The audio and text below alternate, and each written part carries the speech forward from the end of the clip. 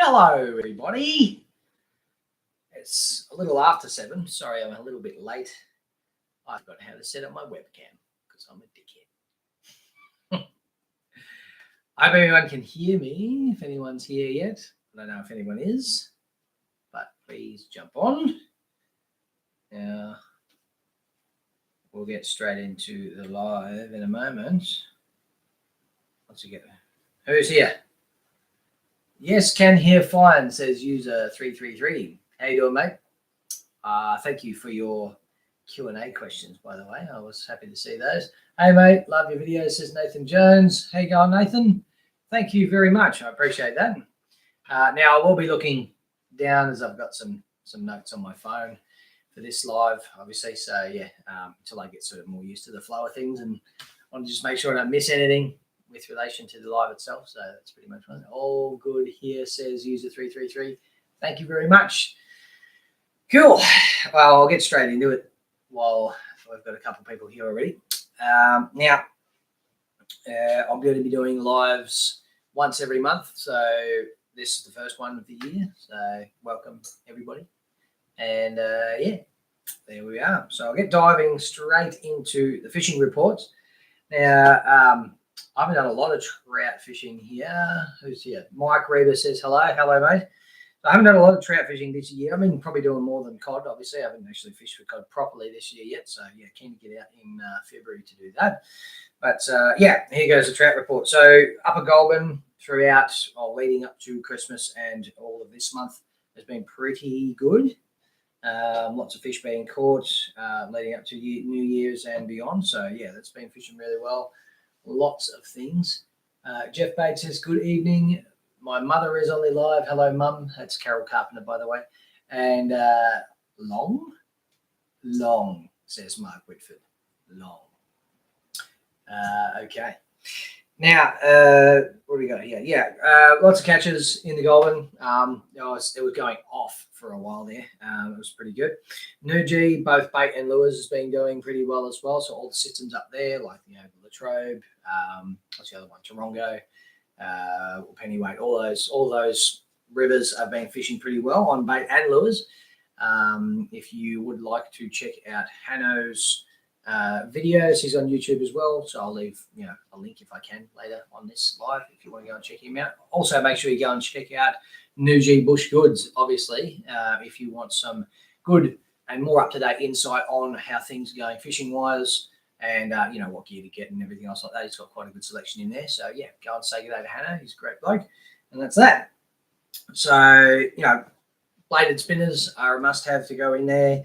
Hard body lures, soft plastics do still work as well. So yeah, check him out. Go and do that. Now, the Hanno is a ripper bloke, says Robbie Fishing. Yes, he is a ripper bloke, mate. Thanks for tuning in tonight as well, Robbie. Appreciate that, mate. Blue Rock bass have been absolutely going off recently. I went out there New Year's Day, did a bit of filming, and forgot to record some of the best catches, unfortunately. So you won't see a video from that, but you will see a post of my PB from that day. That's my newest PB. It was a 46 centimeter bass. So Spill, I didn't get it on video for you, but it's been fishing very, very well. Lots of small ones being caught, obviously, on your usual, suspects, the top water stuff. And also soft plastics are a good shout as well. What else we got here? So let me just get back to my list here. Okay, so yeah, lures, top water for that would be TMCO soft shell cicada or any, walk the dog style lure. That gives you plenty of numbers of small fish, of course, but just a lot of fun, especially if you're taking the young bloke out or something like that, or a family out and having a bit of a go with them, just to get a few numbers on the board. Any walk the dog style lure as well are pretty good. So like a Bass State Sugar Pen or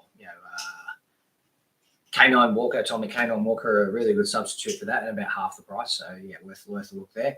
Plastics such as Keytech Easy Shiners, any of those paddle tail style, like your Bait Junkie paddle tails, E-Man 2.5-inch slim swims, those sorts of things. Munros or Strike Tiger paddle tails would be probably a good shout as well. Either rigged on a normal jig head or a jig spin tends to work pretty good too. So that's that.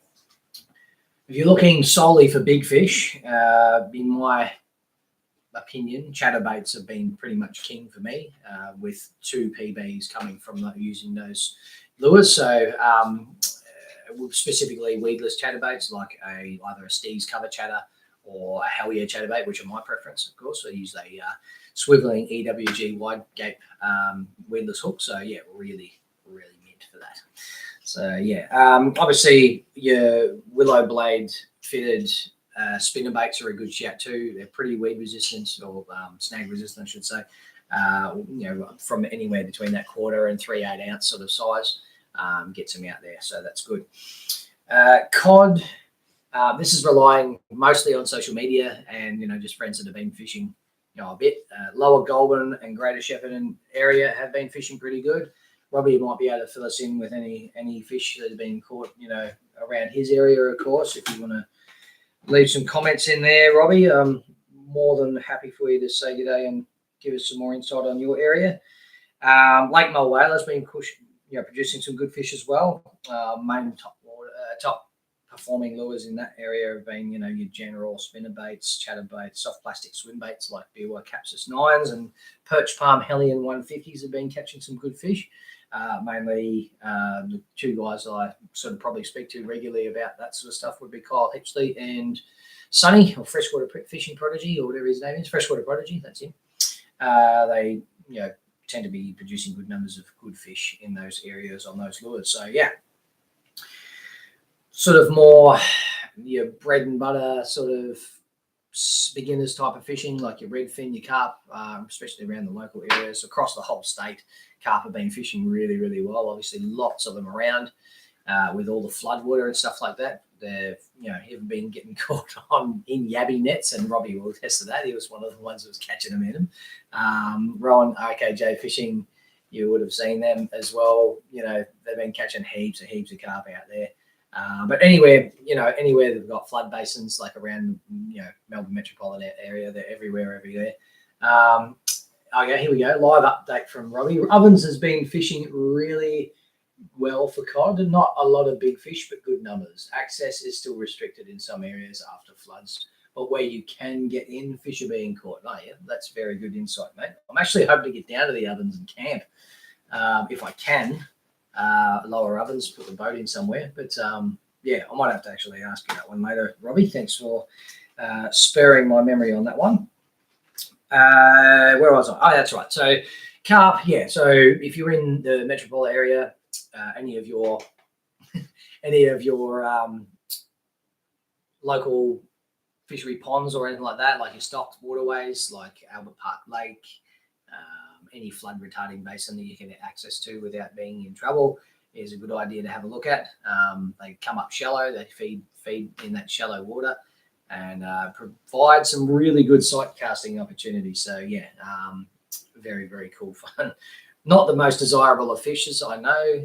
Obviously, we'd probably rather chase some natives at that, if we had the preference to, but where travel is restricted and by the means of being underage and things like that, if you're one of our younger guys that are trying to get out and have a flick, then they're a great option because they're very close. You can access most flood retarding bases in your area by push bike or even walking. So yeah.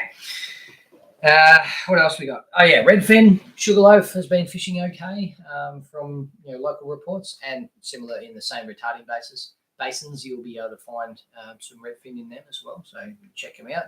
Cast some soft plastics around and see if you can pick something up. Pretty good. All right, we'll just go through a couple of comments here. Robbie, if access is restricted, i.e. a gate is closed, is it illegal to walk around the gate and fish anyway? That's a good one to answer, Robbie. I'm not going to answer that question. It's probably not a good idea. Use a 333, but we'll let Robbie let you know about that one. What do we got? So this month we did a bit of skinny water trout. Obviously, I did allude to the bass fishing I did earlier on in the month as well.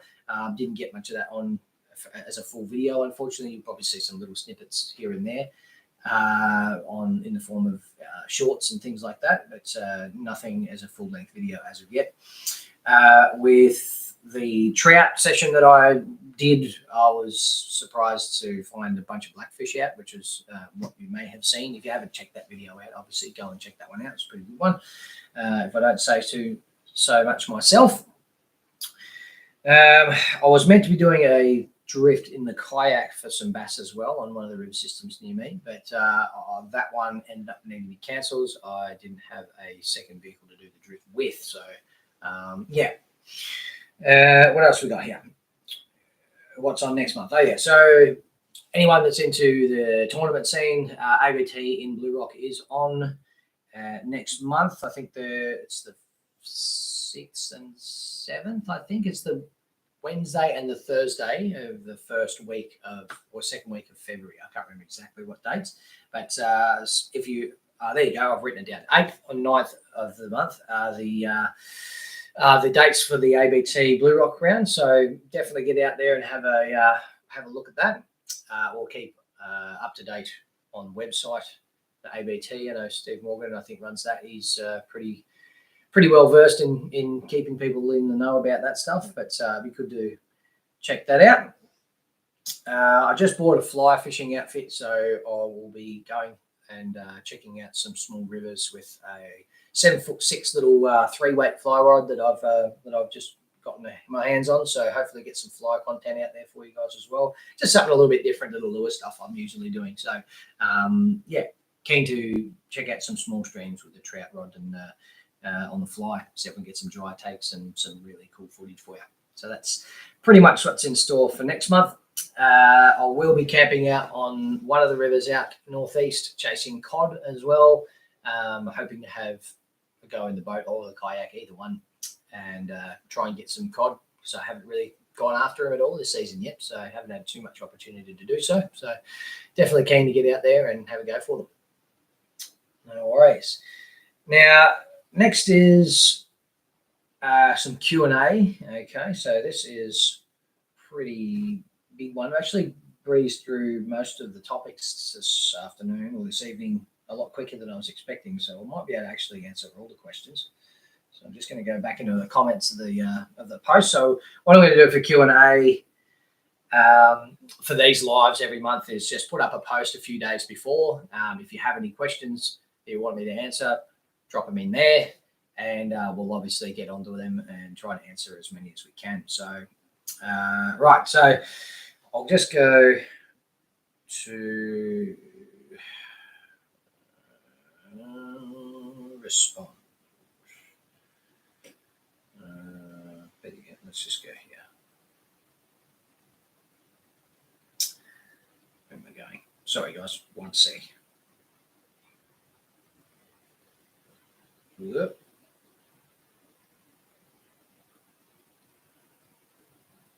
Community. All right. Questions. Okay, first one's from Mike Reber.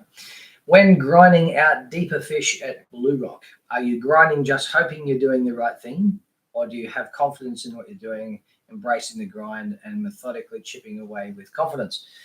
So when you say deeper fish, I don't typically fish very deep at all. It's probably between 2 and 4 meters at most, if you know what I mean. Because I'm always fishing edges there. That's just how I tend to fish it. Now, I don't always come off with the chocolates fishing edges. Obviously, they may be somewhere else. But I feel that if you're fishing, especially the main basin, having technology on your side definitely would help. Like a live scope, that definitely would help. Or maybe a slightly better sounder than what I've got. Mine's got side scan and stuff like that. But unless I go right over the top of the fish, and I can definitely make them out in a school of that sort of ilk, I kind of miss fish because the definition in the side scan, especially if they're closer to the bottom, I can't decipher, what's a fish and what's a log. Basically, that's pretty much all I can really put it down to. Whether that's a skill-based thing, like I'm not used to reading the sounder well enough, or I haven't had someone with experience with that sounder, bring it out.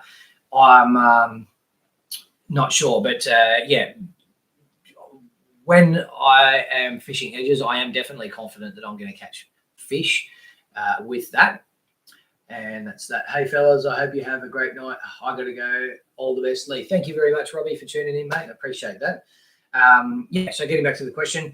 So I don't fish really deep, but I am very confident in catching big fish off the edge at particular times of the year, especially now while it's summer. I tend to get my bigger fish out of it. Yes, I don't get as many bites, but the bites I do get, especially using what I use, the lure I use, it tends to get the bigger fish usually. So, definitely have confidence in that. So, and I just embrace the grind, and I'm happy with those 2 or 3 fish. Anywhere that's above sort of 35 centimeters, I'm pretty happy with that. That's a good fish for me, and that's a decent size. So yeah. Now we got user 333's got like 5 questions here, so we'll try to get through these ones. We got, do you have any DR minnows left in your tackle boxes, either the 5F or 7F sizes, or do you have so many lures it doesn't really matter what you use on the day? The fish are not that fussy; they get fooled by anything. There's a bit of truth in the fact that I've got that many lures, and it doesn't really matter what you use on the day. If they're on the chew, they will pretty much eat anything. I don't think they're very fussy at all, trout, at times, especially when they're feeding hard. If they're not feeding hard, it's just about what retrieve usually, and sometimes the lure size. For example, if they're not taking 70 mil hard bodies, if you downsize, sometimes that makes a difference. And you'll go to a DR. The other thing's depth as well. Obviously, if you're fishing really deep pools and you've got a 5F on and a DR minnow, they only go about 100 mil under the water. So if it's not getting deep and where the fish are, then what's really the point? If they're fishing if they're eating really, really aggressively on that day, sometimes it doesn't matter even if you're going through a deep pool and you have the DR on, for example. They'll come up and whack it anyway, even though they're on the bottom. So yeah, it really is condition dependent, basically, and how everything's fishing on the day. Here's number 2 question. Hopefully that answers your question, by the way. Question 1. The channel has a flurry of trout videos in earlier days, and similar to Mark Whitford, there seems to be more excitement in recent years on other species, particularly bass and cod. Is this a fair statement? If so, is there a reason? For instance, over time, in comparison, is trout fishing becoming less practical / less favorable, etc.? Well, I started out trout fishing, and that's pretty much what I'm used to and what I enjoyed for many years. Obviously, I grew up and started fishing when I was quite young, when I was with my parents and that. Obviously, growing up, and that's all we used to fish for. So that's pretty much all I knew. And definitely, how do I say it? With the trout fishing in the infancy of the channel, I was just trying to do more of what I actually more familiar with and what I knew, just to get used to making videos and stuff like that. And it's not necessarily to say that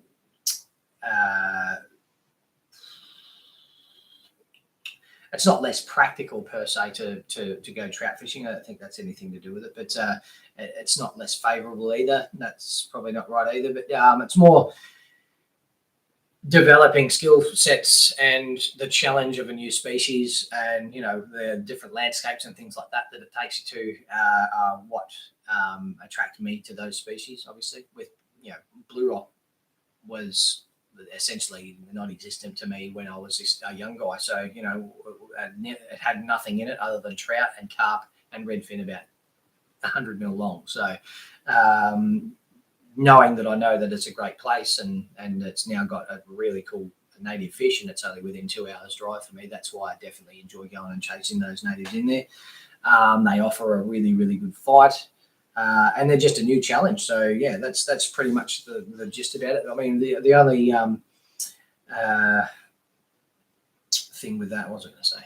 Yeah, with trout, I definitely still enjoy it. I definitely wanted to keep doing it, but I'm definitely keen to chase other species as well in the meantime. So yeah, that's pretty much it, really. It's not about whether or not I enjoy / don't enjoy it anymore or anything like that. So yeah. Number 3, if you're fishing in a very remote area with no farms or campsites upstream, will you drink the water directly from the stream? I tell others this and they think I'm crazy. What are your thoughts on the quality of remote streams in Victoria? Now, that would depend on whereabouts you are. For example, some of your northeastern streams are a higher risk, especially, well, not even that, even some of our streams down this way on this side of the divide have a risk element attached to them with regards to that, due to our gold mining days, with a percentage of mercury still present in the water. So it's not a great idea to probably just drink the water straight from the river. It'd be good to at least have some form of filtration to get rid of any bugs and stuff like that in there anyway, when you can get equipment like that, which is probably the best thing. Life straw bottle, only $60 at Anaconda, and takes a lot of worry away, but obviously don't use it with polluted water. Yeah, that's exactly what I was getting at. So that's what they call it, is it, Mr. Perry Perch? A life straw. Okay, so it's like a bottle, it's like a bag basically. It's got a little filter in it, and you just fill the bag up and drink it straight out of the bag. Sorry, out of the filter nozzle that filters the water for you. It's meant to be very, very handy. So, and also small and lightweight, so you're not packing like big bottles of water around with you. But as you said, don't use a one of those in polluted water. What does it say? Mark Whitford, yeah, I've got one too. I always have it in my bag just in case. Yeah, good idea, Mark. Cool. I think I might have to get one myself, I think. So, yeah, I usually carry the big bottle of water around. So, yeah. What else we got? So, yes, my short answer would be try not to drink the water where you can. Okay. Obviously, in a survival instance, if you have no other option, then, of course, drink the water. But, yeah, just be mindful about it and try to avoid it where it's possible. Okay, number 4. Do you look at the air pressure forecast or barometer readings? Me, I'm a bit more of an opportunistic fisherman. I probably could look at that sort of stuff a little more. If I was actually able to full-time fish, like, for example, if I'm doing YouTube full-time or something like that later on down in the track, and this is sustainable and paying for itself and all that stuff, or earning me a living, then I would probably be paying way more attention to a lot more of that stuff and be able to go and do particular types of fishing under those kinds of weather windows and stuff like that. And obviously, the benefits are going to be, the fishing generally will be better as a result of that. But not typically. I don't really look at pressure forecast and barometer readings. It's either go on the day that I'm available or not. If the weather isn't looking good or I'm not motivated to get out in that weather, then I just won't go, basically. But I go whenever I can. That's pretty much it. That's all I can do with answering that question, mate. 5. What are your favorite brands in fishing and why? Rods, reels, clothing, lures, accessories, etc. I definitely lean towards Daiwa as a brand for rods. They just have a great and massive range. So anything specific to you or the technique that you're trying, generally Daiwa has it. If I can't find anything in that, I'll usually go to something like a Shimano or something like that. But there are obviously other brands out there. I'm not necessarily saying I would only stick to Daiwa because I'm a diehard Daiwa fan, but Daiwa tends to be my first point of call when it comes to a product, especially a fishing rod. Reels, pretty much the same. Daiwa reels tend to, appeal to my likes in terms of well, the way they look, the way they market their products, and also the way that I've obviously had experience with them. Well, I haven't had any problems, so I'm pretty happy with those. Clothing, I'm not really a die-hard clothing person. I'm not like a fashion kind of guy, if you know what I mean. I'll wear whatever works, really. I don't really care if it's got Sims on it, Patagonia, or whatever other brands are out there. So I don't even know all of them anyway. So that's that. Lures. Depends on what you're talking about, what species, but lures for cod and other natives, I definitely try to gear myself towards locally made products, like, for example, Hell Yeah Chatterbaits, HC lures are another one I've been having the benefit of using, which have obviously got some good quality, and they're made by local guys as well. So always try to support local as much as you can with regards to lures. But obviously I don't mind my JDM type stuff, like your Megabass and Tiemco are another one. I do like Tiemco as a brand as well. There's a few different brands in there, but that's pretty much the main sort of ones there. Imakatsu are another one. Yeah, that's another JDM brand I really like. All answers were great, says user 333. Cool, mate. No worries. Committed and stupid fishing adventures, I think it is. Keen to tune in with a beer, he says. I really need to know how many chickens it would take. That's another question that we'll get later, because going through the comments now. It says, you've just scored a few spare hours. You go for a spontaneous lure fish, zero planning, going in blind, and you're going regardless of the conditions. If the only thing you know is what species you're targeting and the time of the day, what are your favorite fallback lures you'd be tying on before you even throw a rod in the car? Break it down for each of the big three. So three lures. Let's say trout, cod, trout, and yellow belly. Okay, so trout's fairly simple. Trout, I'd go with a shallow running hard body jointed lure like the DR or something like that. They're pretty versatile. They'll go through shallow, and if they're actually feeding well on the day, as I said before, they'll hit it even at higher up in the water column if they're aggressive. I'd take either a suspending or a sinking hard body as well. That just allows you to either get down and sit and suspend under the water, or get deeper in deeper pools. It does again depend on the stream you're in, but depending on what stream I'm in, I'd choose either a sinking or a suspending lure there. And then obviously a soft plastic would be another one, either a 1-inch nymph or something like that. Probably a 1-inch nymph. They're my main plastics for trout. Small paddle tail wouldn't be a bad idea either, but that's 4, not 3. So if I had to choose out of the 2, I'd probably go with the nymph. For cod, a chatterbait, a weedless chatterbait like a Hell Yeah. I think they're the size 4 or whatever. I definitely have confidence in that lure. For opening the year previously, I had caught 3 cod in the one session on that one lure, so pretty happy with that. Would definitely take that. Not only that, it's versatile. You can work it through top half of the water column and the bottom half. No worries, drag it along the bottom, dredge the bottom, or and obviously work it over a lot of structure without getting snagged as often. So that's 1. 2, obviously a surface paddler, probably a Jackal Pompadour or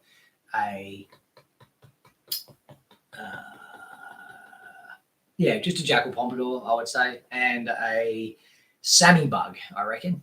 Something like that. So something a little different. Still a paddler, but a little more subtle and just a little different. So that's that. Yellow belly. Well, I don't really fish for yellow belly that often, so that's a bit of a hard one. I'd probably say similar to bass, I would go with some form of jig spin or underspin in a smaller size plastic, in a standard jig head size, something like that 1/8 to 1/4 sort of size. Maybe if it's a shallower river, maybe a lighter jig head, just thinking off the cuff.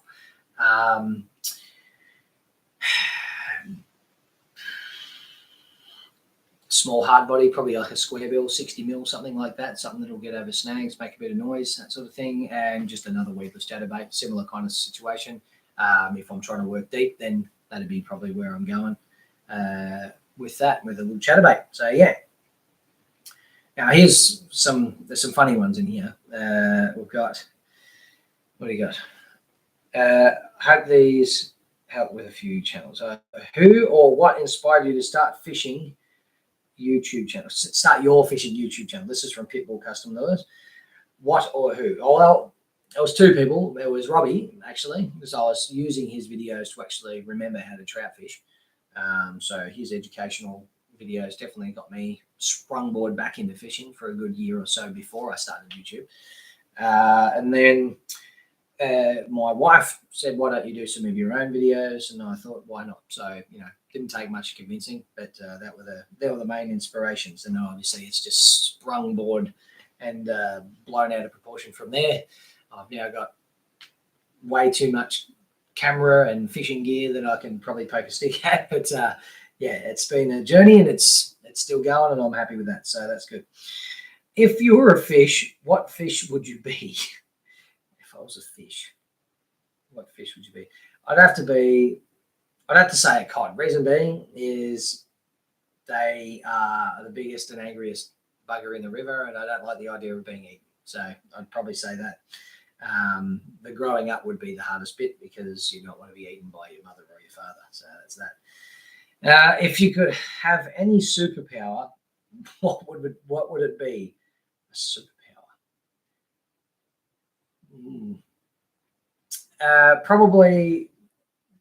Probably some sort of supervision where it allows me to see underwater. That would probably be excellent. So I don't have to worry about water clarity, and I can watch the fish behavior. It's like my own live scope, but with my brain and my eyes. That'd probably be the best thing. But the ability to turn it off when I want is the other part of it. So, no one wants to, have X-ray vision where you're able to, I won't go there. Anyway, last ones. How many chickens would it take to kill an elephant? I've thought about this hard over the last couple of days, mate. And I'd say about 10,000, and they'd have to be psycho chickens because I reckon the elephant would still probably kill them all. That's my number. Prove me wrong. Which animal is the biggest party animal? I have no idea. I thought about the chicken one too long to actually figure out how to answer that last one, mate. So yeah, anyone wants to know what the biggest party animal is, let me know in the comments. Goodness me. Now we got a couple more. Jeff Bade has asked how is your little tinny going, and when are we going to get a walk around? Now, the tinny's on the back end of things at the moment, unfortunately, mate. The electrics are. Pitbull says, "Ha ha ha! Thanks for answering." Awesome, no worries, mate. How's your little tinny going, and when are we all going to get a walk around? Now, if I walked around it now, you'd be going, "What is this thing?" Because it's horrible at the moment. I need to fix it. It needs electrical work done to get the electric motor running properly, and I want to build a cast deck on it. So it's out of action for a while. I'm not going to do any build videos on it. I'm going to do a walk around when it's finished, I think. So that's pretty much it. Call me lazy, but that's probably what it is. That's that. What else we got here? Just double check and make sure I haven't got any more. Where am I?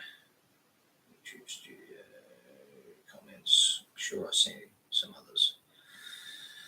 Oh yeah, so here's another one. You predominantly lure fish. Do you ever just sit on the bank, have a barbecue, take it all in, or do you find it boring? Now, no, I don't find it boring. I'm just hyperactive. I can't sit still that long. When sitting around, I want to be other doing stuff. I'm always doing stuff. I can't not do things. It's just one of those things. But I don't dislike bait fishing. I was actually bait fishing last weekend with a bunch of mates at a bucks party. So but I found it more engaging, helping other people around the fish, dehooking, making sure they get it in. If it's a carp, make sure it gets stomped, that sort of thing. So that's pretty much it. By the way, if you tune in from overseas, it's illegal to put a live carp back in the water. That's why I said it needs to get stopped. So don't get upset with me. Hi, Lee. This is another one from Jeff Bate. We know you as a fishing YouTuber. Where and when did you start fishing? Okay, so I grew up in Gippsland, Latrobe Valley area. So the Latrobe River, the Tangell River, Blue Rock Lake, and other, farm dams and things like that around the Thorpedale area. So you grew up in Trafalgar, is where I started fishing basically. So, started off with like hand lines and small fishing rods with worms, catching trout. Carp and jump on and stuff like that, obviously. And my old man loved his crayfish as well. So we'd always get those big eastern crays in the nets and things like that. So that's pretty much where it all started. And we also used to visit the Mittamitta River just about every year when I was young as well. And that was pretty much where I cut my teeth fishing, mate. So trout's been a big thing for me since the get-go. So and obviously that's why I'm interested as well in native fishes. Good English. That's why I'm interested in fishing for natives probably a little bit more, as I obviously grew up with trout, and the exciting part of the new species is obviously in there as well. So that's that. Right. So that concludes the Q&A, I believe, for tonight. I hope you enjoyed it. Obviously, I will say that if you have gotten anything out of this live, drop a like on this video, obviously. Leave a comment or a super chat if you want to leave a super chat or a super sticker, something like that. Basically, that's just a monetary donation to me and my channel. It basically helps keep this thing going so we can produce more lives and support you guys. And, obviously, without your help, obviously, it makes it very hard to continue doing this for you. So, do appreciate it. No obligation, of course, but that is something that would definitely help.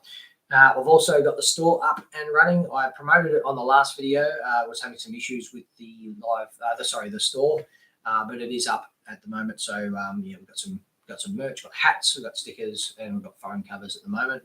Soon to be t-shirts and hoodies and stuff like that later on. I've got the designs for those sorted. I'm just hoping that we can start generating some sales on these smaller items a little bit first, and see how we're all good. Now, there is a giveaway happening tonight as well. So I've just got to check out who is here and see what we can see here.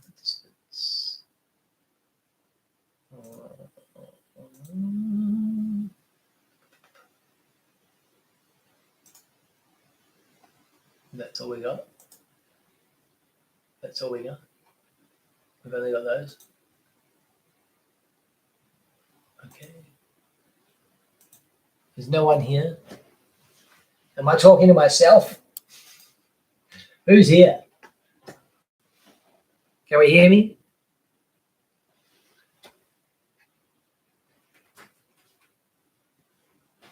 Perry Perch, Mark Whitford, Pitbull Custom Lures, User 333.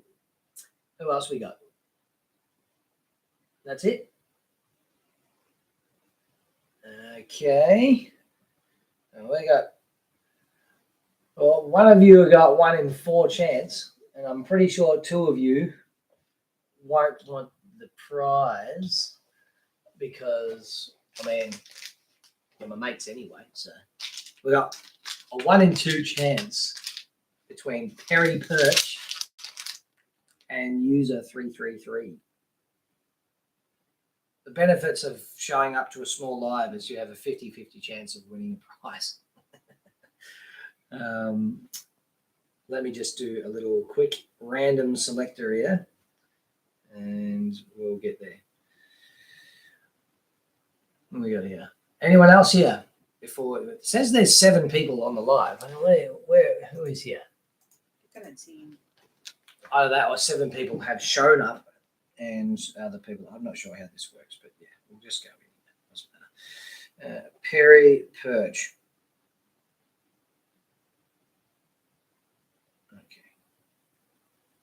Okay. Text. Perry Perch. Okay. No. I'm going to get rid of him. Okay, so what we got, these are from my own stock, guys. There's 1 plastic missing from each of these packets. So I've got 2 packets of Strike Tiger 1-inch nibs. I've got some Savage Gear stuff, here as well. I've got a 3-inch motor oil, like a jerk shad type thing, which would be good as a trailer on a bass lure, or just on a jig head on their own. And I've got some curly tail Savage Gear stuff as well. So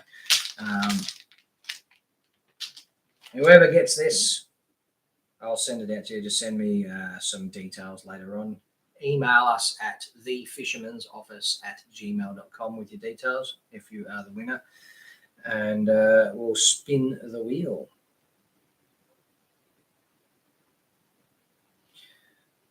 Okay.